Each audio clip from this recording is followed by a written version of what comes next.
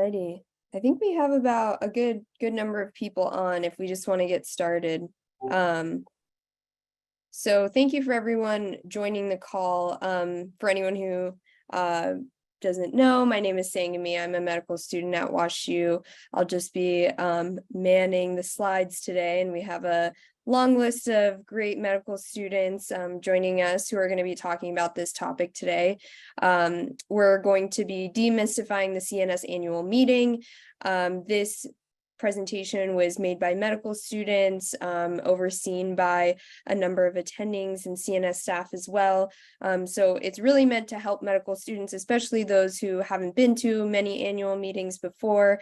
I'll let everyone kind of introduce themselves when they get started in talking about their slides, and also want to thank Dr. Williamson from MGH for being here and helping with the program today. Dr. Williamson, do you have anything to add before we get started?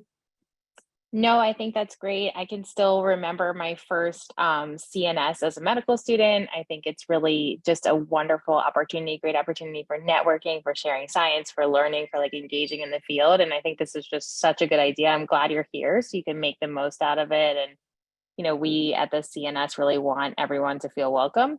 And so please let us know if there's anything we can do to help facilitate you having a good experience. Great. So we'll be presenting some slides that have some really great information. The Zoom is also recorded, so you'll be able to refer back to these slides in the video as well. The goal is kind of to run through the slides in about 30 minutes and then head over to a Q&A to have our awesome panelists kind of answer any questions that we didn't cover in the slides. So I will get started there. So what is the CNS in the annual meeting? The CNS is the Congress of Neurological Surgeons. It's a large parent organization within organized neurosurgery. The CNS does a lot of really great things, including the annual meeting, but other things you can find on their website, educational initiatives, advocacy, etc. But today we're going to be talking specifically about the annual meeting, which is happening in Washington, D.C., September 9th through 13th. And so the annual meeting is really awesome, a really great opportunity for medical students to be introduced and get involved within the neurosurgical community. And obviously we encourage everyone to attend. Thanks, Sangami. Hi, everyone. My name is Michael Cavell, and I'm a second year at Georgetown. So where do you get started? So if you haven't done so already, you can sign up to become a member of CNS, as well as sign up for the annual meeting. These are both free for medical students, which is a big perk. You can also register at this time for any paid sessions early, as the space may fill up. In terms of meeting logistics for the 2023 CNS annual meeting, the dates are September 9th through the 13th, located in Washington, D.C., specifically at the Walter E. Washington Convention Center. In terms of transportation, there are a couple airports in the area, including Reagan National, which is about 15 minutes from the convention center, Dulles, which is about 40 minutes away, and BWI, which is about an hour away. And from personal experience, BWI tends to be a little bit cheaper, while Reagan, being pretty close to the DC area, tends to be a little bit more expensive. You can also Amtrak if you're coming from the East Coast into Union Station, which is about 10 minutes from the convention center. It'll be important to check adjacent meetings, including the tumor section, as well as Howard University College of Medicine's second annual Neuroscience Research Symposium. If you really want to take advantage of being in DC and kind of tap into all these different meetings. And then also look out for medical student specific sessions on the right side of the page here, which we'll highlight more in the presentation. Hi everyone, I'm Avi Gajar. I'm at Albany Medical College, and you guys may be wondering, how do you fund your trip? So the main financial considerations are travel, flights, trains, buses, as well as housing. And the CNS on their website does provide a discount code for hotels, and these book up fast, so it's always better to book early whenever possible. Additionally, for food costs, there are free lunches if you're registered for one of the sponsored lunches or for one of the ticketed seminars. Additionally, if you need to buy new clothing, this can incur an expense. And thankfully, the CNS has free registration for all medical students. Additionally, there are numerous funding opportunities. So if you're presenting research, your affiliated department of neurosurgery often will pay a portion, if not all, of the associated costs, or your general medical school will pay that as well. And you can look at student affairs, Office of Medical Student Research, neurosurgery interest groups, or numerous different affinity groups such as the AWS or the student SNMA and more.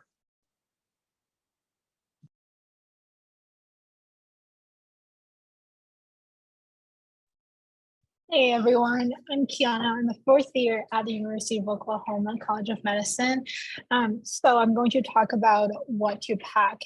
Obviously, this is a very important topic, and the most important thing you'll need to pack are your outfits. As with students attending these professional conferences, I think it's always better to dress up than down. So I definitely recommend wearing a suit or professional dress, especially if you have any sort of presentation. With that, be sure to wear comfortable professional shoes as well. And I recommend bringing some band-aids with you in your bag or purse, just in case you get blisters from walking around in them all day. And speaking of bags, you want to bring a professional looking bag or purse that's also big enough to hold your laptop in it, because it's always a good idea to have your laptop with you. However, if you don't have some fancy bag, I think backpack is also okay for students. I think people understand. In addition to conference outfits, of course, you will also want to bring some appropriate casual outfits for social functions, because there's a good chance that you'll be going out to dinner with your peers or even other residents or attendings.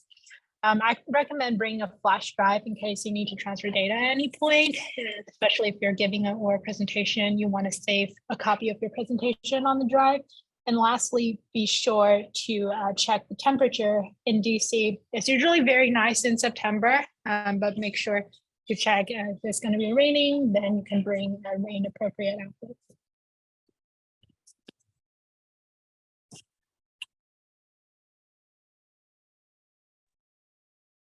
Hi, everyone. My name is Chandler. I'm a third year at Rutgers Robert Wood Johnson, New Jersey. And so we just wanted to give you a little bit of an overview on some of the terminology for some of the meeting session types, because even still for some of us, but especially if it's your first time, a lot of the different terms for the different sessions can be confusing, and knowing where things are and what they are when you get there can be a little overwhelming. So this just might be helpful to give you kind of a bird's eye view. So a few different types of sessions. The first one that we want to talk about, they're called the general scientific sessions, and you might hear them referred to as the plenary sessions instead. This is where certain scientific research and findings are presented, and everyone's welcome. You don't need a ticket to come. These are typically, if not every day, they're most days, normally in the morning, sometimes in the middle of the day. It's in a larger room where everyone can go. There's no one checking a tag or anything. You're welcome to just pop in and pop out as you wish. Then there are also these section sessions, which are a bit smaller, and those would be specific to like cerebrovascular, tumor, etc. They all have their own section session, and these are also oral presentations, and I do not believe these are ticketed. I think you can just go and you'll see there's different times throughout the day when all these are happening, and there might be cerebrovascular, every single day, and a tumor one every single day, and they may all be happening at the same time. So you can just bop around because they're typically for a few hours each day. And then there's also the sunrise sessions, and these are the first things that there will be in the morning. And I'm not sure if you saw when you signed up, but there was, after you submitted at the regular deadline, there was a later deadline for late breaking abstract, and that's what gets presented, also oral presentations at these sunrise sessions. And then, as you may be aware, there's digital posters, but then there are also some abstracts that were selected to be physical printed posters. So when you go to the interactive poster session, that's where those abstracts that were selected to be printed posters will be laid out for you. And then some people also got mini podium presentations for those abstracts.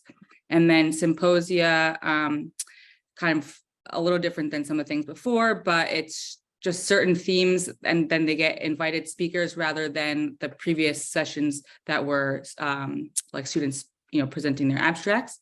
And then the guideline sessions are just kind of broader topics that, like, we're talking about different neurosurgical pathologies and guidelines on management and things like that, and some of the up and coming research. Then there's also breakfast, lunch, and dinner seminars, and different than the ones I previously mentioned. These are ticketed, so you have to pay when you sign up and you register to come. You're also able to, when you do that, pay if there's still spots, like someone mentioned before, for these ticketed sessions. And again, these are select guests or sponsored events where if you pay to go, then you're not then paying an additional fee for the meal that's part of the included fee. And this is a much smaller scale than most of the other sessions that I'd mentioned before. And those are also very nice to go to. And my name's Alexander Aguirre. I'm a fourth year at the University of Buffalo. So here's just some kind of meeting terminology to kind of go over. You're going to hear these kind of words going to be tossed around. So the exhibit hall would be actually a really great opportunity for a lot of the medical students and stuff. It's where you actually get to experience the meeting, where the other things you're kind of learning and taking in information. A lot of the industry people would be able to be there, and you get to try out the kind of different technology and things that exist. So that's the first thing that we kind of do. The second thing will be the bundle. So this is a half day or a full day that has a specific broad focus on a more overarching subspecialty of the neurosurgery. And with that is typically pre-planned and something that you'll sign up for before. I know that you can kind of find that information on there on the CNS website, and then the section meetings as well. So these are subgroups within CNS or other organizations associated with it. So you'll see like the tumor, the WINS, and all these other things as well. So there'll be great opportunities to kind of get involved with those. I know you can kind of find that information on social media or through other things as well. And then the only other two things there to mention would be social gatherings, which is typically more associated on an institutional basis than anything. But I know that places that don't have home programs and things, there's always opportunities to meet other programs, meet other people, and kind of get into the social gatherings and kind of do the networking aspect of it throughout the meeting. And then obviously somebody already talked about the late breaking aspect, abstract presentations as well. And then the last thing on that slide, obviously, is the CNS Virtual 5K, which I know a lot of people are excited for. There's a lot of competitions to see who can get the fastest time there. Hi, everyone. My name's Jake. I'm a third year at Rocky Vista University College of Osteopathic Medicine out in Colorado. I just want to talk a little bit about the different abstract presentation types. So as we've kind of mentioned a little bit, there are digital posters that are displayed typically on a screen in the CNS Experience Lounge. So if you have a digital poster, a lot of times students will search their name and then take a picture next to it, which is kind of fun. And then there is the physical poster, where those are displayed in a large hall, typically, where people can just kind of view the poster at their leisure. But then there's also a specific time for presenters to stand at their poster and yield any questions that any people looking at their poster might have. And that's on Tuesday, September 12th from 6 to 7:30. And then at that same time, there are mini podium presentations. Those are 3-minute PowerPoint presentations that are accompanied with the poster. And those are arranged throughout the poster hall in like different corners throughout that large auditorium. And then there are also 6-minute oral presentations.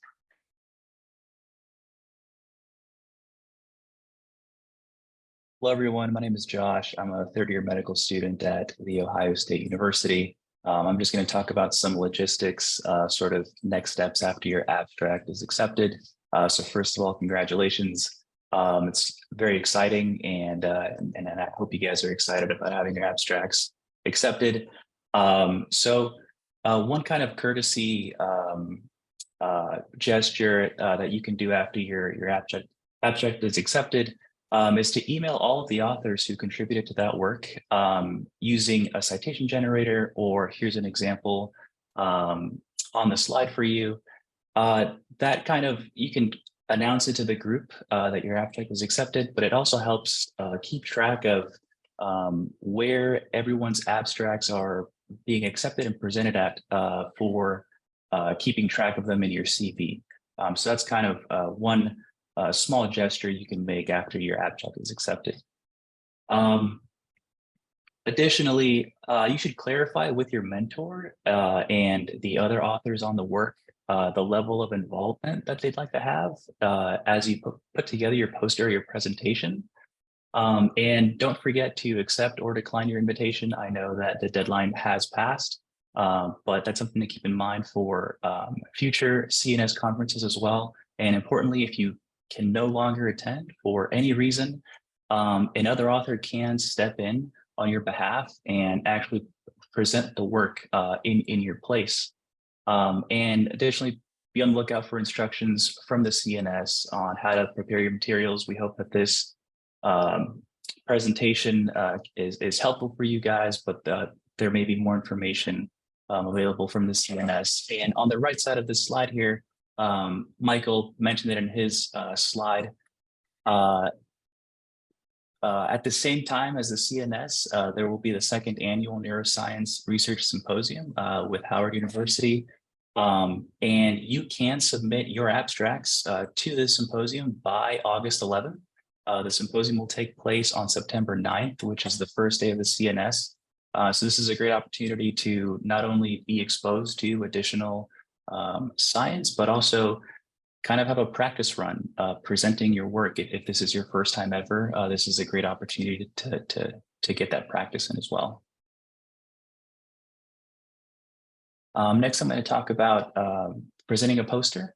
I know some of you guys have oral presentations, others have posters. As far as putting a poster together, again, the CNS will reach out with a poster template to use. You can also go to the CNS abstract portal where you will have access to a template that you can use.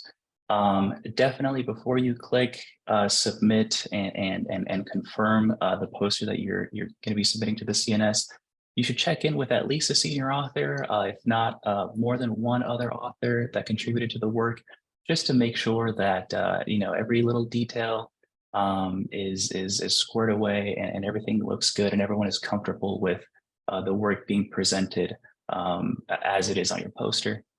Again, the deadline has passed to upload your physical poster file. For digital posters, you can continue to make edits until August 31st. And for those of you who have an oral presentation, they may even ask you to make a poster to accompany the oral presentation as well. And as far as the content of the poster, it's the same as the abstract. It's going to be the same information. You're going to include all of the authors, the affiliations, all the figures and tables that you've already generated for the work.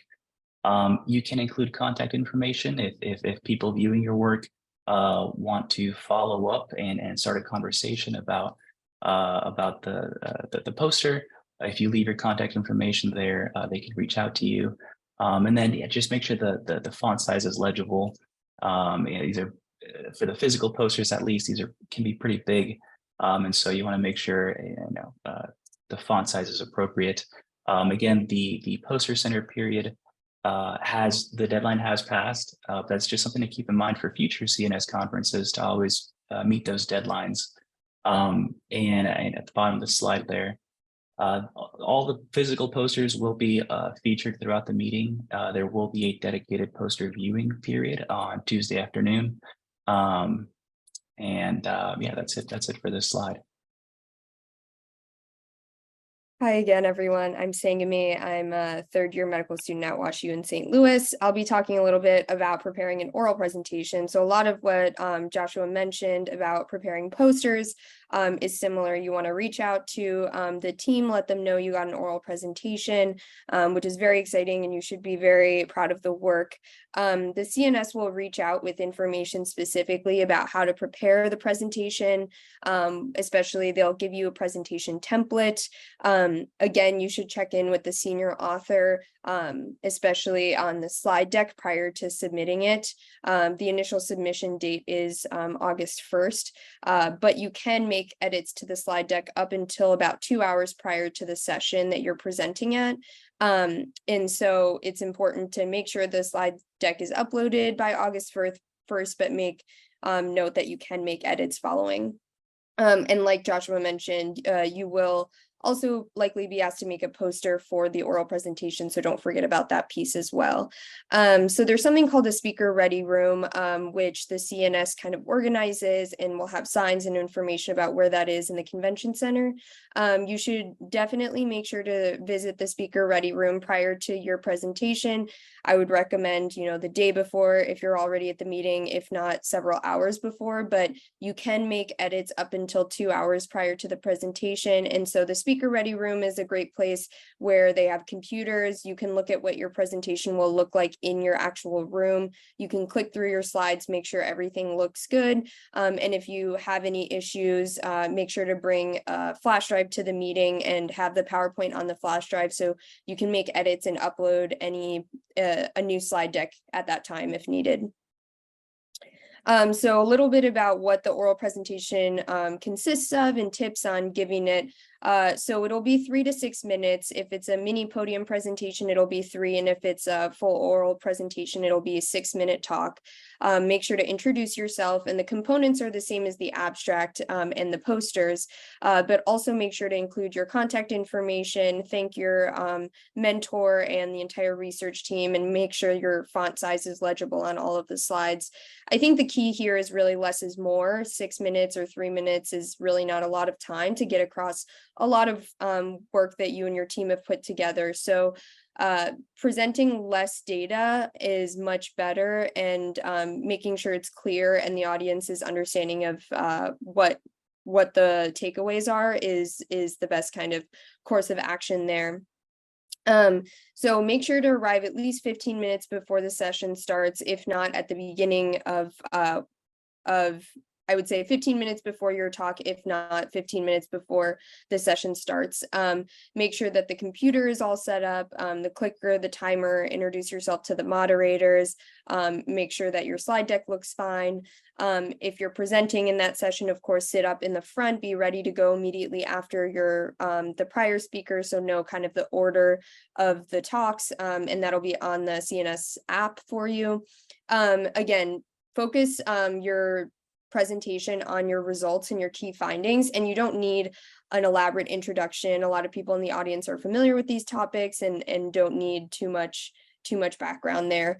I think it's really important to know that there are no speaker notes when you go up there, and so that's a really important thing to know, that you shouldn't be relying on speaker notes on the PowerPoint slide because you won't be able to see them at the podium.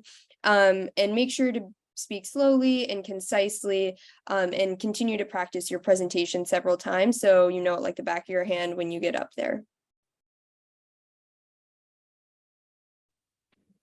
Hi, everyone. I'm Nathan. I'm a 4th year at Northwestern, and we're going to transition from talk about the scholarly aspect of the conference to a little bit of discussion about networking. And so this tends to be the most nebulous part of any conference. What actually is networking, and how do you do it? So the first thing you have to ask yourself is, what is it that you're trying to obtain through networking? Is it to just make contacts? Is it to make friends among other medical students, form potential research collaborations? So everything that you do in terms of a networking perspective should be based on your goal. Now, there are a couple of important sessions to this end. The first is a medical student town hall. You'll have a collection of med students and then some attendings there, and we'll be able to form communities with other med students. There are also poster sessions and receptions. Those are a good time to talk to people one-on-one. There's also the WINS Medical Student Social. That's the Monday of the conference. Importantly, this is hosted by WINS, but it's really open to anybody of any gender and any level of training. So anyone is welcome to attend. And then there's this LGBTQ plus and ally social on the Tuesday of the conference as well. So all of these are phenomenal opportunities. In terms of networking with other students, you can also organize personal social events. At previous CNS conferences, I've gone to dinner with other med students, just hung out, and those are things that you can do. And then in terms of just overall guidelines for productive networking, the first is quality over quantity. So you don't want to meet everyone at the conference.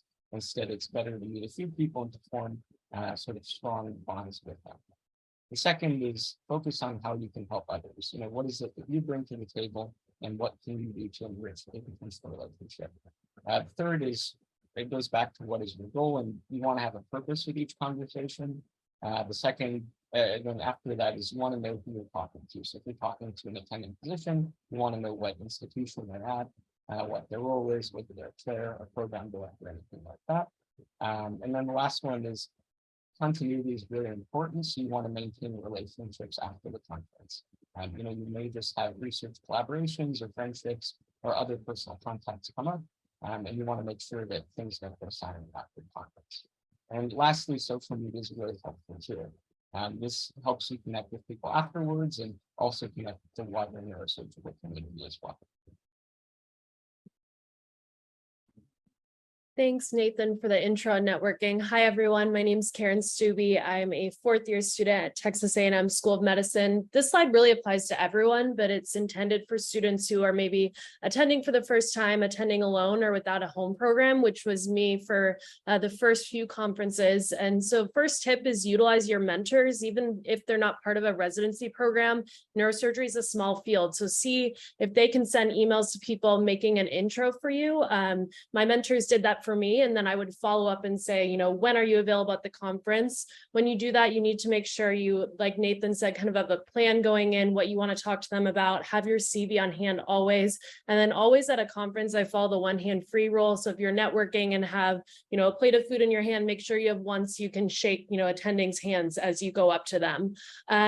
In addition to your mentors reaching out for you, you can check in with your school and see alumni who have matched neurosurgery, ask for their emails, reach out to them. Are they attending? Do they know someone else? So it's really just grassroots on your own, which also impresses people and kind of gets a foot in the door if you're doing it yourself. If you're interested in a specific research topic or trying to, get involved in research, what you can do is look up the oral presentation schedule. Go sit in on those talks and even find the person in the hallway after. Obviously, that person would kind of have free time and you're not interrupting a conversation, so use your best judgment, but it's always a great idea to attend the talks that you're interested in. As Nathan and others have mentioned, attend the medical student events and don't just, sit there and be quiet. I think if you get up and ask questions or talk to the med students around you, people are friendly and usually willing to allow you to, follow them along through the conference. I know a med student, I believe at CNS last year, stood up and said they didn't have a home program when they attended the town hall, and then they got connected with an attending right after. So be bold, stand up. And then when you make a connection, I think my rule is always work hard, be professional, follow up. So if you connect with someone at CNS, you should follow up with them within the week after. And then if you, get involved in research or say you're going to schedule a one-on-one meeting, follow through on that. That's extremely important in neurosurgery. And then time is of the essence, always, the 1 or 2 week follow-up rule. And then make sure when you're in person at this conference, people are usually very friendly, but just don't monopolize time. If you've never met an attending before, I think 5 minutes or less is a conversation. Is a good guideline unless you've, carved time out with them. So just keep that in mind. But I've had experience doing this, and you can definitely start networking on your own.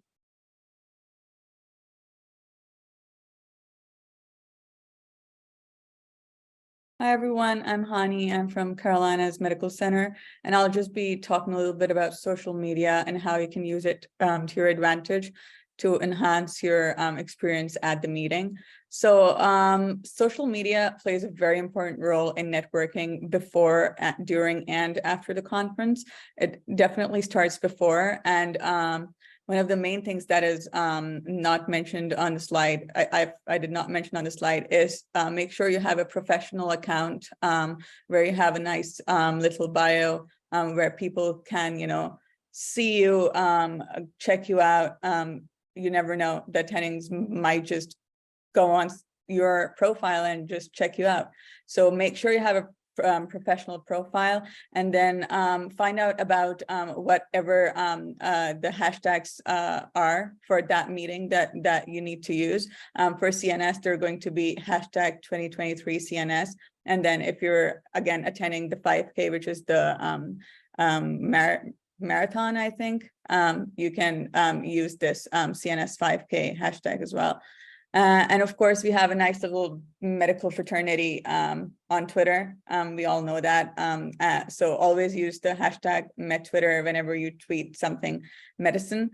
Engage before the conference. So just show your excitement about attending the conference, mention about your own accepted abstracts and what you're going to present.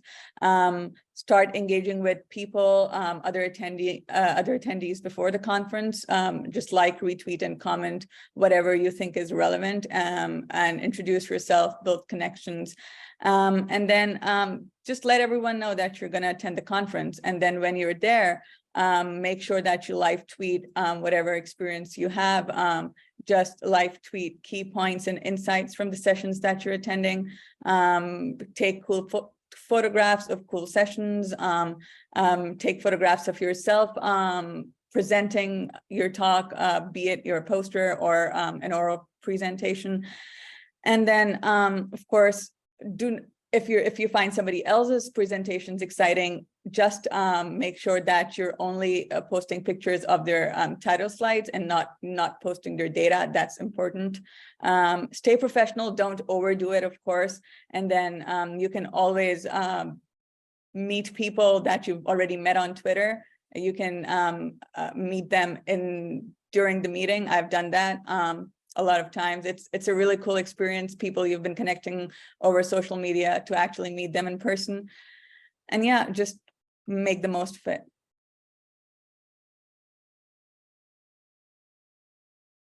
So I'm going to talk about the medical student specific opportunities and events at CNS 2023. Some of these are sort of a CNS conference tradition, and some of these events are new, specifically this year for the 2023 conference.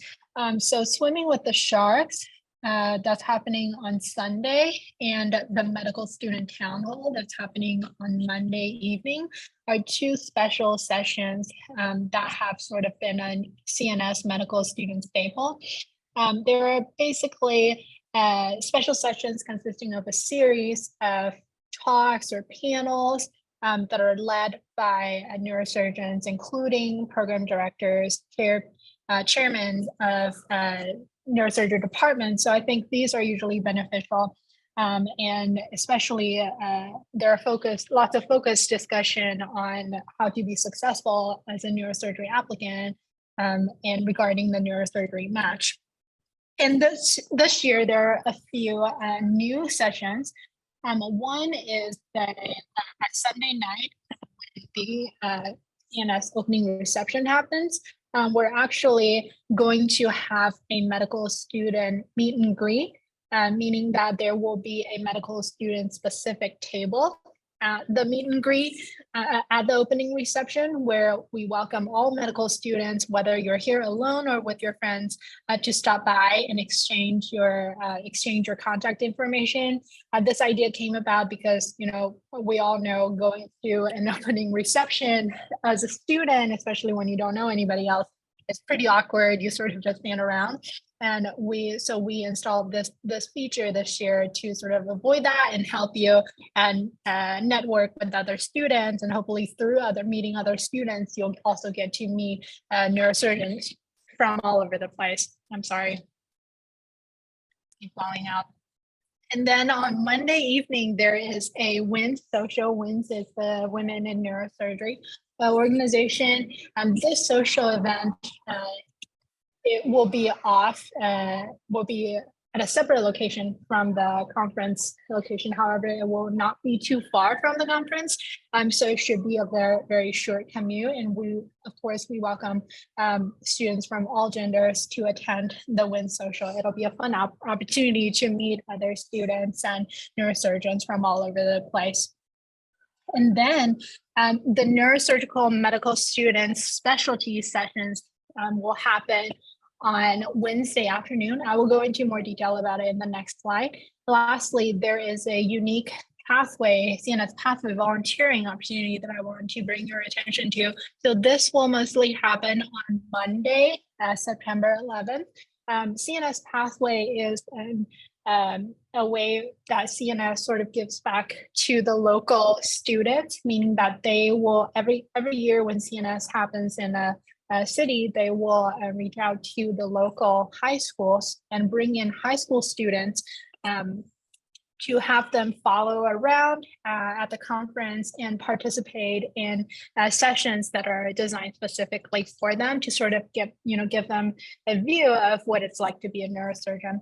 So if you're a med student, you can sign up to serve as a pathway volunteer, and there are various roles. And this year we're doing 2-hour long time slots, so you can sign up to volunteer for multiple 2-hour slots if you want, and you can scan that QR code to sign up. And next slide, we'll take a deeper look at the Wednesday afternoon medical student specialty session. So there are 2 parallel tracks that are happening at the same time, and they should be in rooms next to each other. Session 1 is more so focused on scientific topics, and session 2 is more so focused on how to be a good neurosurgery med student. And I really highly encourage you to attend these, because these are conceptualized by med students. They were selected from highly competitive medical student proposals, and they're going to be led by neurosurgeons. If you haven't completely booked your trip yet, I would highly encourage you to incorporate attending the session when you consider booking your flights. And if you happen to be around still by Wednesday afternoon, definitely attend. Great. Thank you all so much for your contributions to all of these topics. We'll kind of transition into a Q&A panel now. Here's just a list of people sticking around for the Q&A. As you can see, there's a good variety of students from all types of medical schools from all over the country at different stages in medical school. So hopefully we can answer some questions from the audience, and from here, I'll stop sharing my screen. Maybe that's the best way to do this. And so we can see everyone and see how, I don't fully know, is there a Q&A chat? Oh, okay, I see the Q&A chat. So maybe I could read out some questions and you guys can just unmute and contribute when you feel like you have a good answer. So the first question is, for the volunteering opportunity, if this is your first time going through hands-on surgical stations yourself, then how would it work? Is this directed towards the CNS pathway volunteering, I'm guessing? Okay, so actually, you don't have to worry about your hands-on surgical skills at all, because I think most of the volunteering, you will actually just be interacting with high school students, sort of answering their questions, explaining to them what it's like to be a medical student, and sort of leading them around at the conference. I don't think you need to have super good hands-on surgical skills in order to volunteer. So definitely don't worry about that. And there will be faculty and resident neurosurgeons there as well.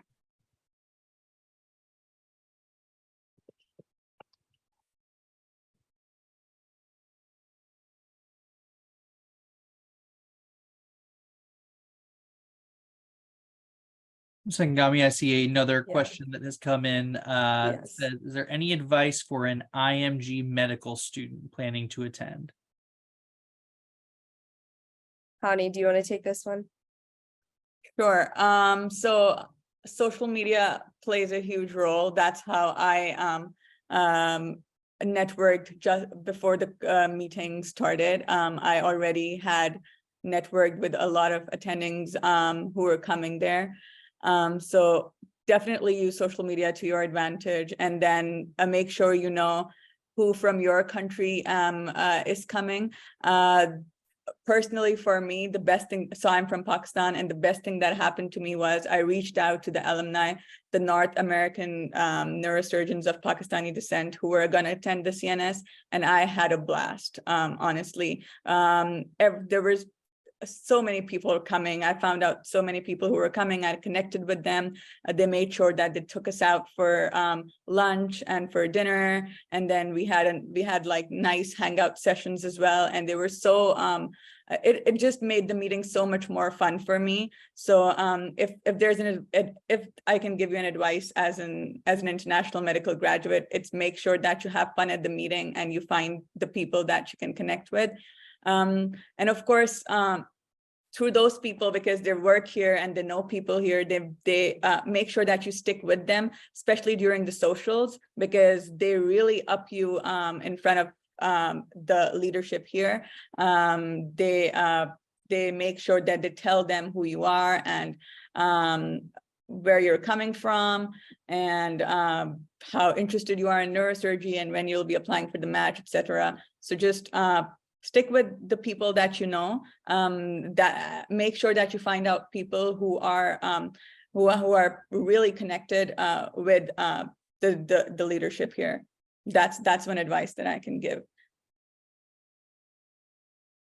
Thank you. Ziba, I see your question about the SANS exams. It says, are the exams worth it for medical students? Will they add value to our knowledge, or are they more targeted for a different audience? Maybe Dr. Williamson probably can speak most to these exams and the utility for medical students. Yeah, I think, I helped to work on the SANS committee a bit and, write some questions for that exam, for example.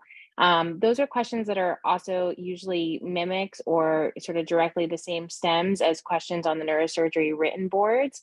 So it is a little bit more tailored in some ways to like a resident level knowledge, but I would say for students preparing for a sub-I, thinking about, taking that to assess which areas of competence you have or which ones you might need help, because you'll get sort of feedback by section, spine, vascular, tumor. You could see how you're doing with that. So I would say, it certainly wouldn't hurt as sort of a jump start as you're looking into neurosurgical fields. What I would say is, don't beat yourself up if you don't score high. It would not be an expectation that you should be, knocking that out of the park at this point. Thank you. And I was just going to add for the international students, there is an international reception as well that, especially if you're with sort of other alumni, et cetera, you may be able to tag along to. So another question in the chat is, if your mentor/PI will also be attending the conference, what is generally the appropriate etiquette between being by their side and giving them space? Great question.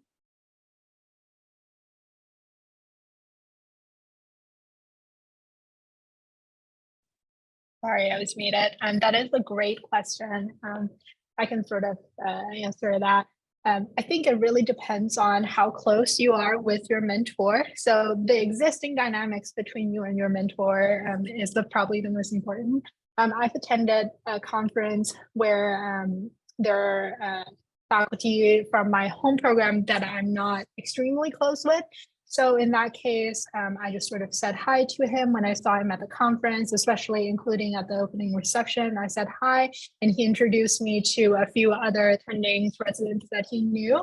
And then I sort of stepped away to allow them that space for him to catch up, because they were like old friends from his previous residency, so to let them catch up so that I'm not, awkwardly. And then I've also attended a conference where a mentor that's really close to me was also there. In that case, we were definitely texting, coordinating, when are you going to be, let's meet up at the expo, things like that. And also afterwards, we also went out to sort of like social functions together. So I think it really just depends on how comfortable you feel with your mentor. It would just have to be like you feel out the vibes. And there's really not a one answer that fits all. I totally agree. I'll just go ahead.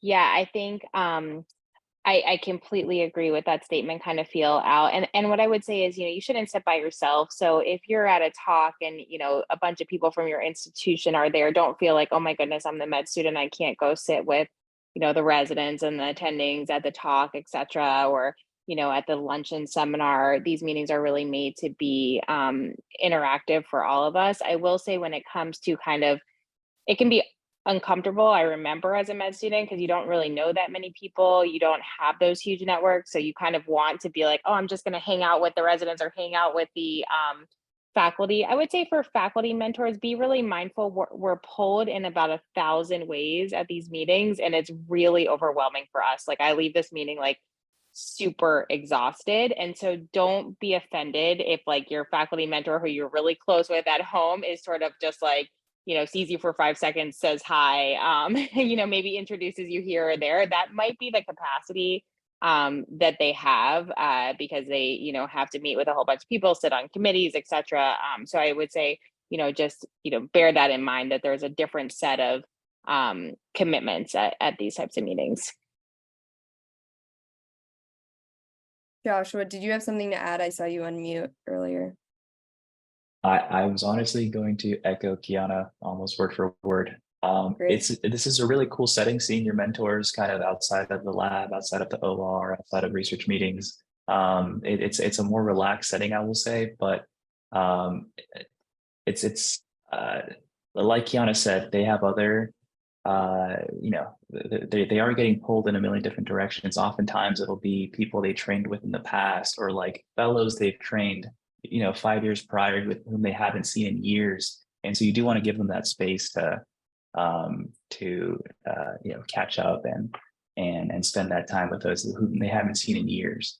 But if the opportunity comes up where you are invited to dinner, or there's an opportunity to see a talk with your mentor or an attending or a resident at your home program, definitely take advantage of that. It is a slightly more relaxed setting, I would say, than, for example, being in the OR with them. So that has been a special experience for me, for sure. Great. We have another. Can I just add something? The initiative is actually usually taken by the mentor more than you.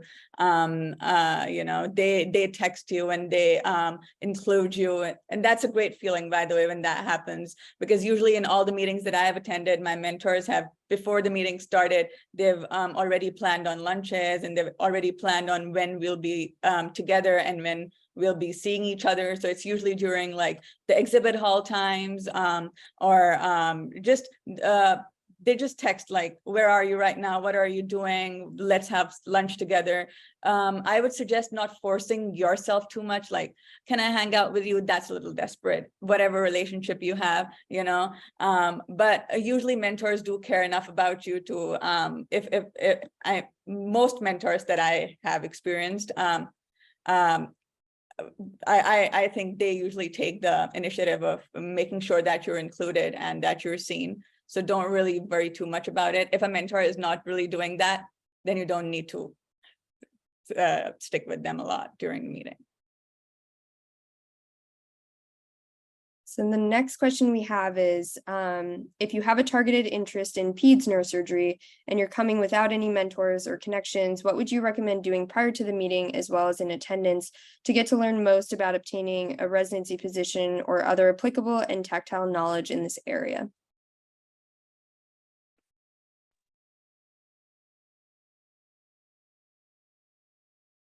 Usually there is some sort of pediatric section or a handful of talks at a specific time. So I'd look through the agenda and then try to attend that, and you can network there a bit.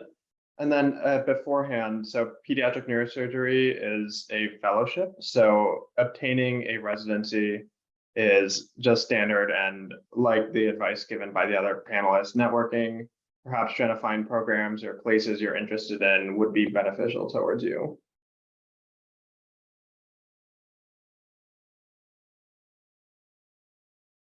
Yeah, I guess I'll also add, just as someone who's potentially interested in peds, what I found helpful at these meetings is just to go to the talks, and that's where you're most likely to find the greatest concentration of pediatric neurosurgeons or people who want to be pediatric neurosurgeons or just otherwise considering it. So, attend the talks if you can. If you have time to chat with speakers afterwards or other people in the room that you may sit next to, and that's a great opportunity for that. And then there also is a joint ped section meeting later in December, specific for pediatric neurosurgery. So that meeting goes a little bit more in depth about it. but CNS 2023 will also have a lot of pediatric areas that we're focused on. And What this might be an unpopular opinion, I'm sorry. Sometimes, even when you're doing like small things like say, waiting in line to get lunch or waiting in line to use the bathroom, feel free to, talk to people next to you, don't just be, standing there on your phone all to yourself. I actually met 2 program directors when I was standing in line at the Peace Joint Section Conference last year in DC. So, you never know, just like make yourself open, make yourself available, and be ready to talk to your neighbors. One note I was also just going to add from the staff side on the networking front, something that I don't think was the case last year, but will be the case this year, is in the poster sessions. All of our posters are going to be organized by large labels kind of visible of what topic you're in. So it should be very easy to find, if you want to maybe network with some folks who are in the pediatrics area, all the pediatrics posters, especially during that poster session where people are going to be standing there by their research to network and talk. So that's just another option.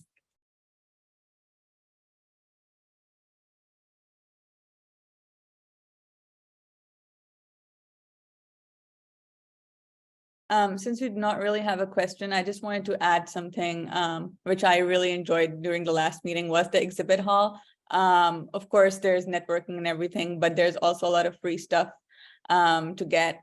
And it was as a non-resident, one of my favorite parts about the meeting. I got the CNS scrub cap, and then I got their sweatpants and the awesome lanyard. So make sure that you're there to grab that. And then the exhibit hall, you also have like this thing where a raffle where you win an iPod or an Apple Watch or something. So that's why exhibit hall is like one of the best parts about CNS. So make sure that you are there and not just chilling in your hotel room. I'm going to just quickly put on my wellness hat for that and throw in a little plug. So I heard the CNS 5K mentioned several times. Just so you guys know, that is a walk or run. So you can do like, if you want to be a hardcore, do, a race time, that's fine. You can also do like just walk with friends, mentors is a good way. If they're participating, join them.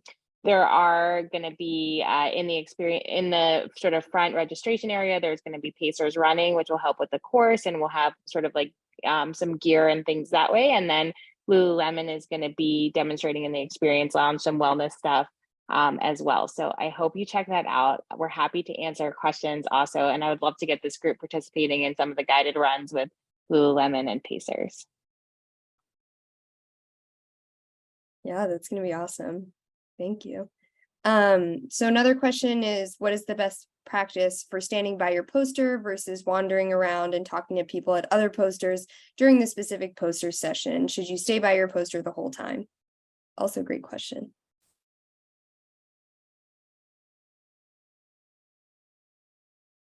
I can go ahead and answer that, and everyone, please feel free to jump in. That's a question that I often wonder for myself too, because the poster session is usually super busy. You feel obligated to stand by your poster in case there are people that are interested, stop by and you talk to them, and you often can build meaningful connection through introducing others to your poster. You also want to walk around and look at other people's posters. So I totally understand the dilemma. For me, I usually start with standing around my poster. And of course, I talk to my neighbors first and see what their posters are about, and talk to anyone that stopped by. And if I notice that, the traffic in my area starts to die down a little bit, then I try to sneak away and walk around and interact with other poster presenters. However, I try not to be away for too long. Like if the poster session is an hour and a half, you don't want to be away for like an hour of that. So I try to periodically come back and talk to them. And if I see like a crowd starting to walk down the aisle that my poster is on, then I like sort of sneak myself back and to see if they're interested in listening to my poster.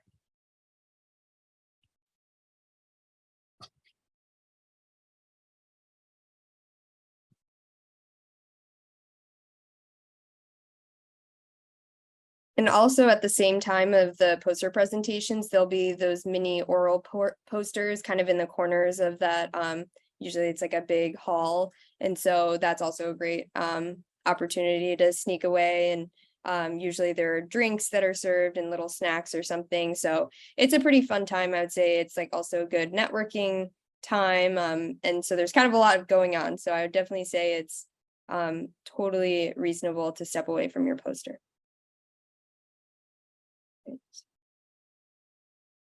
We probably have time for one or two more questions. If anyone has them, please type them into the Q&A, or if any of the panelists have any other last pieces of advice or wisdom to impart.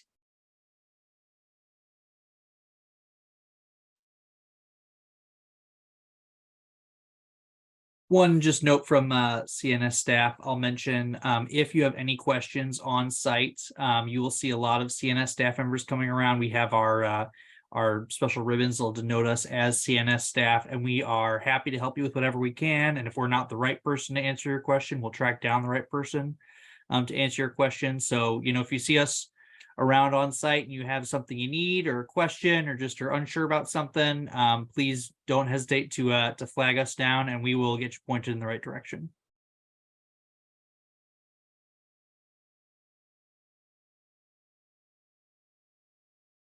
One piece of advice that I can give is I have attended like 3 meetings. CNS was my first after coming to the US. Don't be too pressured. I mean, just try to enjoy the meeting. It's always a fun experience, but if you're like too pressured, like I need to network, you know, first of all, it does not result in any good networking. I remember back in the CNS 2022, there were the students just waiting outside symposium rooms or meeting rooms. And as soon as that symposium would end and attendings would come, they would just rush towards that room to randomly talk to attendings they've never met before. And that is not a good idea for networking. I mean, that's counterproductive. You're not enjoying the meeting. You could have been in another session or the exhibit hall, but all you were doing was stressing out about networking, waiting for that session to end so that you can just go introduce yourself to an attending who won't even remember you after the meeting. So don't stress yourself so much.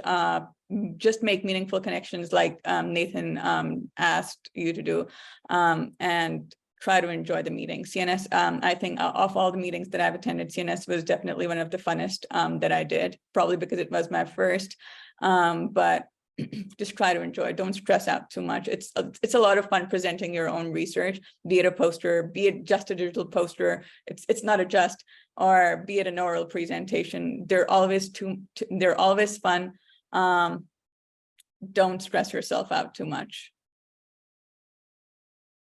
Yeah, and just to add on to that, there's a really good medical student community that forms at the meeting. I remember last year there was some giant text thread that people were getting added to left and right with all the med students, and people didn't know whose phone number was whose, but they would essentially organize dinners and organize plans to meet up.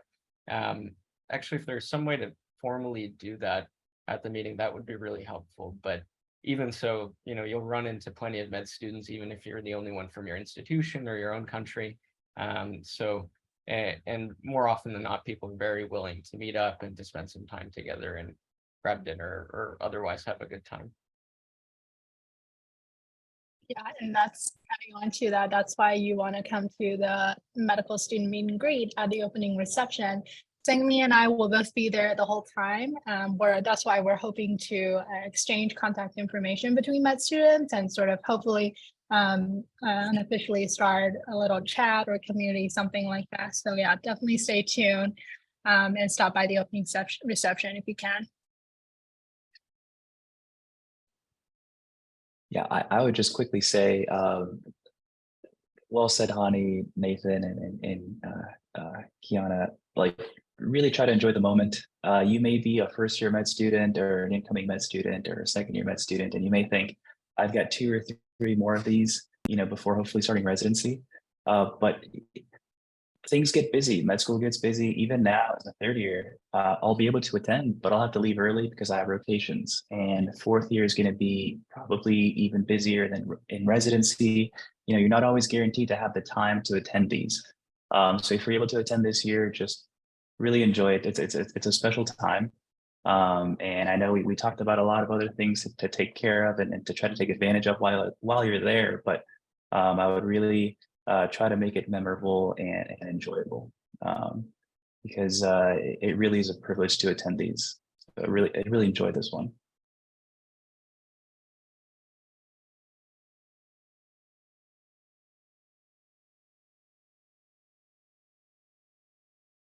Great. So it's 8 o'clock now.